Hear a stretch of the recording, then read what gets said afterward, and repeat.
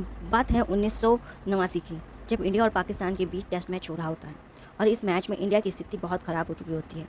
शुरुआत में ही बेस्ट खिलाड़ी आउट हो चुके होते हैं। मैदान में बस 2 खिलाड़ी होते हैं, एक नवजोत सिंह सिद्धू और दूसरा ये 16 साल का लड़का जो अभी-अभी स्ट्राइक पर होता है।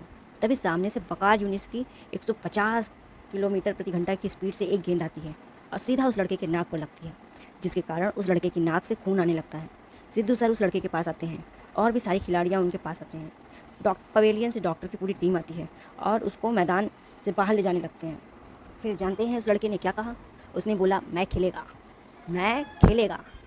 वो लड़का कोई और नहीं, आज का पूरी दुनिया में क्रिकेट का भगवान कहा जाता है। जी हाँ, वो सचिन तेंदुलकर थे। अगर वो चाहते तो मैदान से बाहर भी जा सकते थे।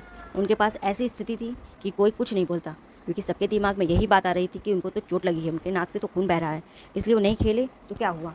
बट सचिन सर ने लोग ऐसा नहीं किया। लोगों को लगता है कि अच्छी किस्मत से ही मंजिल मिल सकती है।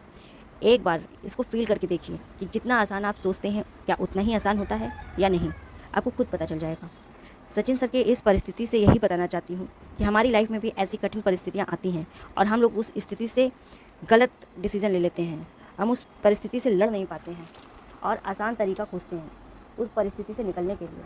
ऐसा करने से आपकी मंजिल से दूर होते जाएंगे। इसीलिए कोशिश करते रहना चाहिए, कभी हार नहीं मानना चाहिए। ऐसे ही एक और किस्सा है सचिन सर का। एक बार ऑस्ट्रेलिया और इंडिया के बीच में क्रिकेट मैच था।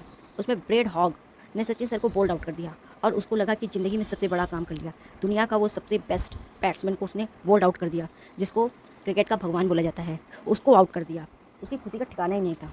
और फिर जब मैच ख़त्म हुआ, जब शाम हुई, तो वो सचिन सर के पास गया और उसने सचिन सर से बोला कि मुझे इस फ़ोटो पर, जिसमें उसने बोल्ड किया होता है उसको, सचिन सर को, उस फ़ोटो पर उसको ऑटोग्राफ चाहिए था।